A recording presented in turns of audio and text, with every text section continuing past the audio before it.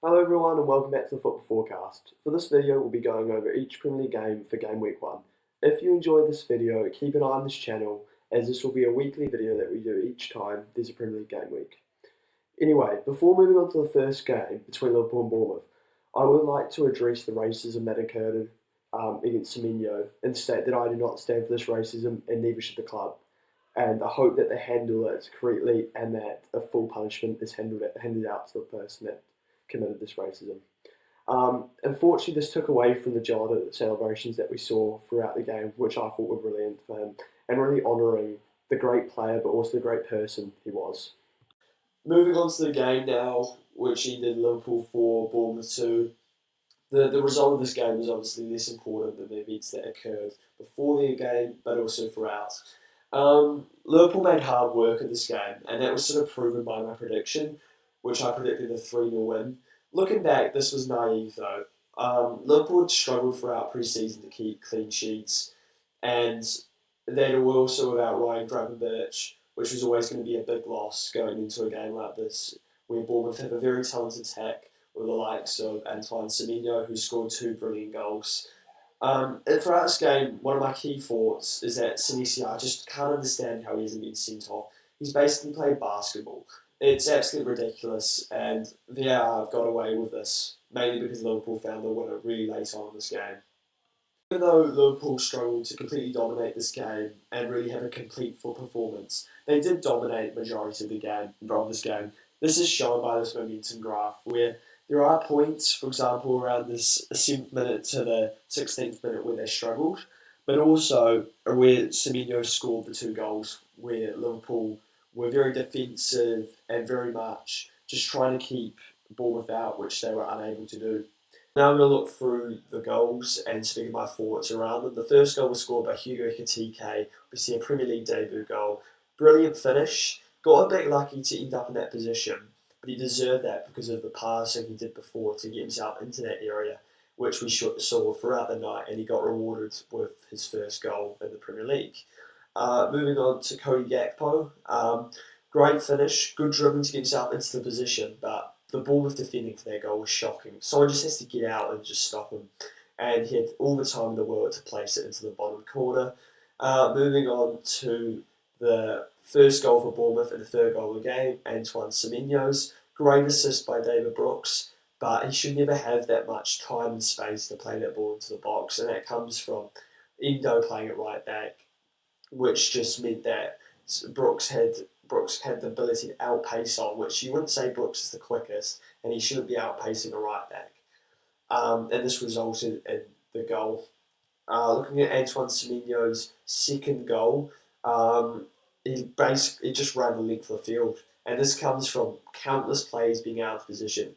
At this time we had 8 players in the box, including Endo, who was on the 6-yard box. Even though at this point he was playing as a holding midfielder.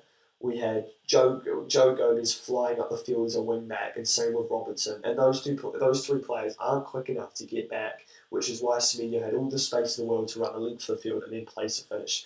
Now, should have he scored, and should we give him enough time to score that goal? No. It was really poor defending from Van Dijk and Canate. I don't think Van Dijk particularly did much wrong though. He just sort of backed off how he usually defends, and what we usually have in that situation is Canate would get out to the player and make it difficult for Semenyo to take a shot, but he didn't do that, and that's what resulted. Going on to Liverpool's winning goal from Federico Chiesa, brilliant goal, brilliant finish on the volley, and great moment for him. It's really special for Chiesa because he's really strong in the Liverpool shirt, and I'm really hoping this will basically help him play better in the future for us, and hopefully he'll get more involvement because everyone loves him, and I love him. Salah created many chances throughout the game, and even though it didn't result in a contribution from this Chiesa goal, he actually played the initial cross in, which will go under the radar, which got the ball into the box and into that position. So, some people said Salah had a poor game. I disagree. I think he created loads of chances off his left foot, which just other players just didn't quite fool the players, or they should have done better with. In saying that, Salah also scored a goal right at the end of the game. A bit of a weird goal for Salah. Came all the way from the right hand side of the pitch, to the left and then placed it into the bottom corner with his right foot. Once again, similar to the Gakpo goal, he shouldn't have that sort of time, and it was poor defending from Bournemouth. I'm now going to go through some individual key performances from the game. Jeremy Frimpong, really good performance, up and down, defended well, and the only reason he came off in the 60th minute is because apparently he felt his hamstring. Kirkes, really poor performance to be honest. He didn't really show, I don't think, his best qualities. He was really aggressive in the tackle, which I like, but not to an extent where you're sliding in like every 5 minutes, and eventually ended up in a booking. And Semenyo also probably had the better of him, and they targeted that wing constantly when he was on the pitch. This resulted in Andy Robertson coming on, who did struggle as we sort of expected. He seems to be lacking some fitness, or that's what I hope. I hope it's just not a lack of pace. I think Slot threw him in the deep end, to be honest, a bit, because he was asked to go up against Semenyo, but also stay high up the pitch, which meant that Semenyo always had the beating of him because of his pace in behind, and this cost us on the first and probably the second goal. Some other key performances, McAllister and Dominic Szoboszlai. I think while they were on, they kept the energy high in the midfield and allowed us to play at a high tempo. I do think we sort of missed the defensive shield of Ryan Gravenberch, and I do wonder if both goals would have been conceded if he was on the pitch. Florian Wirtz, he did struggle throughout the game, but I'm not too worried because I've still got the feeling he's a quality player. And from what I've seen in the past and what I saw against Palace, and from actually points in the Bournemouth game, he's going to be absolutely fine and there's no reason to worry. Overall, it was a great game to start the Premier League season. Liverpool played alright, but definitely could have been better. Bournemouth proved to me that they're going to be nowhere near a relegation scrap and proved that they've still got quality in the side as long as they keep players like Antoine Semenyo. Where Bournemouth need to improve is obviously defensively. They could bring in some couple of players to help us out, or it just needs to be basic understanding of just getting out to players. Like Gakpo and Salah's second and fourth goal definitely could have been avoidable on another day, and they could have ended up with a draw from that game, or even better. Moving on to Villa Newcastle, which I'm quickly going to summarise my thoughts because the game, to be honest, was really poor. I didn't see it being such a poor game as I predicted 3-0 win to Villa. This was mainly, though, due to Villa's home record in the head-to-head recently. Villa have a very strong record at Villa Park against Newcastle, and Newcastle have only won one of the last 6 games. For me, this game showed two teams in very similar states. Villa can't spend because of the whole PSR issue, and Newcastle can't spend because players are unwilling to move up north and join the team. This resulted in a nil draw, but in saying that, Newcastle dominated most of the proceedings and deserved to win. This is proven by how high their expected goals, total shots, and big chances are compared to Villa. And with a striker like Isak, who isn't currently playing for the club because he wants to get a move, was playing, I think Newcastle would easily won this game, to be honest. Gordon did his best up top, but he just isn't a 9. Alanga, however, should have probably won it by himself. He had 2 or 3 really good chances for a goal, which you would expect him to put away, and that could be a bit of a concern if Alanga struggling to finish. On the sending off, Conte was rightly sent off, but I don't think there's much he can do in that situation. You've got to pull the man down, otherwise he's through a goal and has a 1-on-1. And I thought Onana and Kamara were good in the midfield for Villa, so they kept some sort of structure, especially when they went down to 10 men. And Beeswax was excellent in goal and probably kept Villa in the game and got them a valuable point. Moving on to the only prediction that I got exactly correct, and that was between Brighton and Fulham, which ended in a 1-1 draw. I just saw two teams that are evenly matched and that will probably finish around the same position come the end of the season. Did Brighton deserve to win this game? Probably, but did they convert their chances? No. The only chance that they did convert was from the penalty spot from Matt O'Reilly, which was actually a high majority of those expected goals that Brighton scored. Fulham scored right at the depth for Rodrigo Muniz, which was a brilliant finish from the corner, which sent that Fulham away into mayhem. And a great, really good point for Fulham, considering Brighton should have been 2-0 up by this point. So Fulham will take this as 1 point gained, and Brighton will take this as 2 points dropped. Moving on to Sunderland West Ham, which was my favourite game of the weekend. more for the fact that it gave me real hope for the rest of the Premier League season. I'm not a Sunderland fan, but we need in this division teams to be able to come up from the Championship and able to stay in this division. For this game, I predicted a 2-0 win for Sunderland, but this was out of real hope and not out of real belief that this was actually going to happen.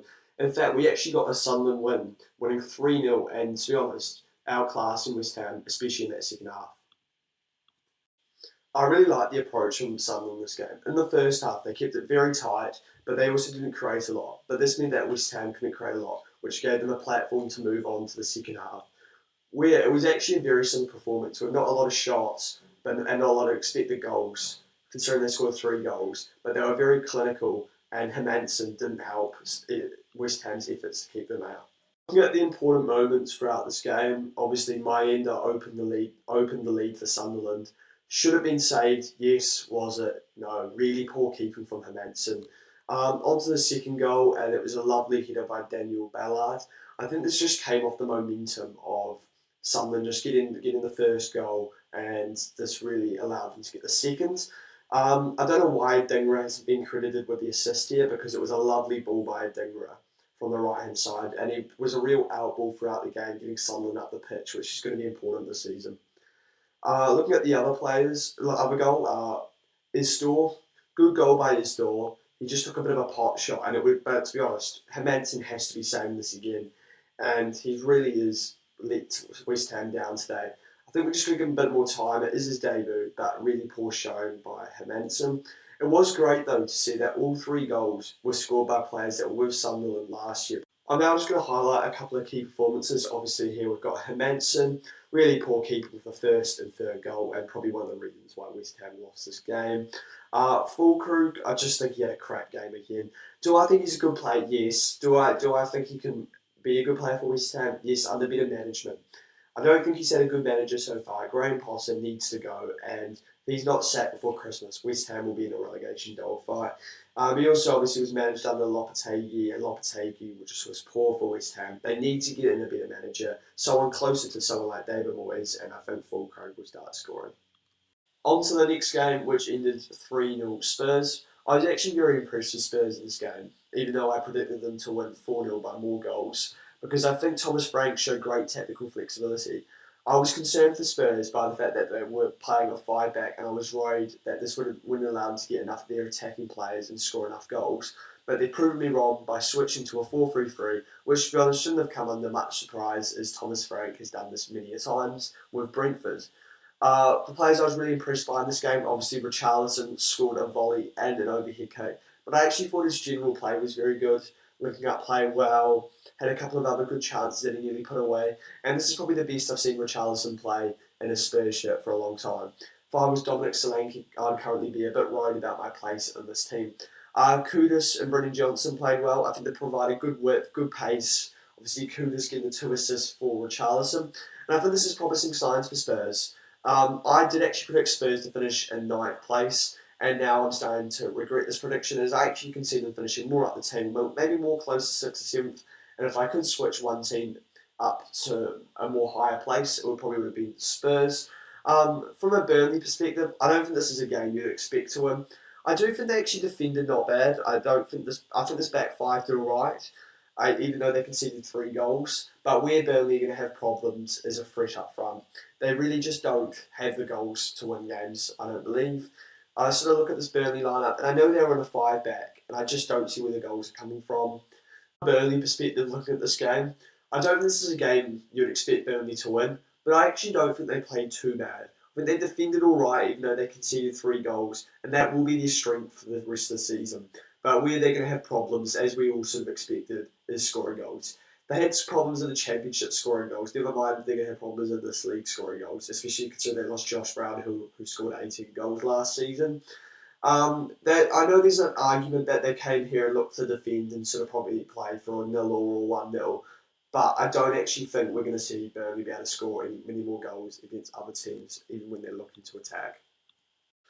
Moving on to the last game of Saturday, which ended 4-0 Man City.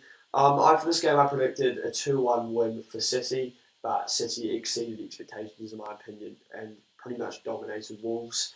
In saying this though, they did actually struggle in the first 30 minutes to real assert control in the game, and Wolves could have easily had an opening goal, but it was disallowed because of offsides. After this, I think the momentum sort of had a bit of a shift, and Tijani Reindeers obviously played a big contribution in that first goal for Haaland. Great work, great dribbling, and then played nice little over the top through ball to Rico Lewis, and he was the standout player of this game, Tijani Reindeers, scoring the second goal, which was a brilliant finish, very similar to what he'd been doing at Milan, sort of up and down in that midfield, and it was a lovely finish into the corner. The third goal scored by Haaland, once again though, set up brilliantly by Tijani Reindeers. I'm not trying to overrate this guy or overreact, but he looks like an amazing signing and will probably go down as one of the signings of the season.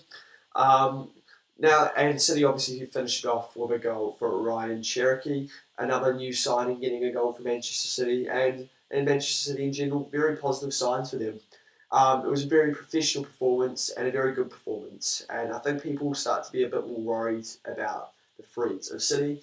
Um, I, I do sort of worry for them still a bit on the counter and maybe defensively. I know that they didn't concede a goal, but there are still signs of threats, and I just don't think Wolves quite had the quality to get through City. In saying that, Wolves do have a quality number 9 in Shane Larson, who didn't really get a sniff today.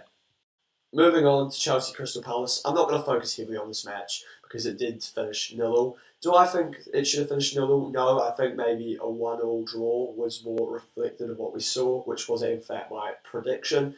I think people really underestimate Crystal Palace in these sort of games. People go, oh, Chelsea at home, easy Crystal Palace win. But they've really been difficult to beat for the top sides recently. And we've seen this at Wembley, obviously, with them winning the FA Cup against Manchester City, but also holding Liverpool to a 2-2 draw in the Community Shield, which eventually went to penalties, which they won. They could have easily won that game, I think, in normal time as well. Looking at the stats, this sort of backs up this theory that this game really shouldn't have finished 0-0. Chelsea obviously dominated possession, had more expected goals, and had more total shots. What you'd expect from a Chelsea performance. But in the first half, they really struggled, as you can sort of clearly see in the second half. Their expected goals, but also their total shots was a lot higher. This was mainly created by Esteban, who when he came on, Chelsea looked like way more of a threat, and I think he needs to start starting the game. And without him, they really lacked creativity in that first half. I think Palace were pretty unlucky not to go 1-0 up in this game for that is a free kick. Do I think it should have counted? Probably. I wasn't really aware of this ruling existing, but once you sort of have a look back, you can sort of understand to an extent why it's been disallowed. I don't know. I don't think there's panic stations for Crystal Palace or Chelsea. I think a lot of Chelsea fans would be worried with this result, but I think they'll be all right because Crystal Palace are going to take points off some of the top sides this season, I think, considering if you look at their record against the top six. Moving on to Nottingham Forest Brentford, where we saw a comfortable 3-1 win for Forest. My prediction for this game was a 2-1 win for Forest, but what we saw from this game, which really impressed me, was a lot more dominance than we've seen previously for Forest. Like, if you look in their first half, they actually dominated the ball, had more expected goals, and created quite a few chances for Chris Wood. And this is a lot better than sort of what I think we saw last year. Even though they finished seventh, they eventually did get found out after Ireland. We sort of had their play style. It was very much just sit back and then sort of wait for that chance. But that doesn't quite work against sort of the teams that are willing to sit back, like your Brentfords, like your Evertons, where they won 1-0 last year. So a different play style I think is really important for them this season against these sort of weaker teams at home. So for Forest perspective, I think this is a very good start. I'm now going to go sort of through some of the key moments in this game. Obviously, Chris Wood opened the scoring for Nottingham Forest with a brilliant instinctive finish, very Wood-like, and we may well see the same Chris Wood that we've seen for the last couple of years. Dan Ndoye scored the second goal for Forest. Brilliant header, but what's gone under the radar here is the Morgan Gibbs-White assist. It's absolutely brilliant. The third goal for Nottingham Forest came through Chris Wood again. Brilliant assist by Elliot Anderson. And then Wood made a really good run, really instinctive run, and he rounded the keeper, which was a bit weird to see from Wood's perspective. This really gave Forest the platform they needed, being 3-0 up at half time, and now that sort of allowed Forest to go more to sort of what we're used to, which is to dig in a bit more and just be defensively solid. Brentford got nothing more than a consolation through Thiago. It was a decent penalty, but it was nothing more of a consolation, just a handball. I think this is a really promising start for Nottingham Forest. They've started well, they've scored goals, and they've shown sort of a different way of playing, which we didn't see really last year. From a Brentford perspective, I am starting to worry for them. I think they'll still be alright, but if Keith Andrews can't sort it out in sort of the first of, I'd say, 12 games, you've got to get rid of him. Moving on to Manchester United 0, Arsenal 1. My prediction for this game was a 2-2 draw. And even though Arsenal exceeded my expectations by winning this game, I was very disappointed to see how they played. I sort of just thought like what the plan was try go 1-0 up and then just sit back, hit teams on the break and go really direct up to Gyökeres, which just wasn't using Gyökeres' strengths in my opinion. The football that they played just wasn't inspiring to watch. And it just sort of wasn't the way that you would want to see a team sort of going for a title playing, in my opinion. Going to a ground and then just sort of look to sit back and defend. Arteta needs to sort this out, in my opinion. Because I think last year they had 13 draws, and a lot of the games were very similar situations to this. They would go 1 or 2 goals up and then just defend. And I think the reason he sort of sets teams up these days is because he feels a bit cursed from what happened to 22-23, where they sort of lost the league because they were 2-0 up against Liverpool, 2-0 up against West Ham, and ended up drawing 2-2. So I sort of see that's probably why he's doing this. But I just don't think this is the long-term way to win a league. And for this reason, I don't think Arsenal will win the league. They might finish second, but I don't think they'll win it unless they start setting up more attacking way, because teams will find ways to equalise. David Raya isn't going to bail you out every single game. Looking at some of the individual performances for both teams, Gyökeres, as I said earlier, I don't think he had a great game, but Arteta is just misusing him, I think.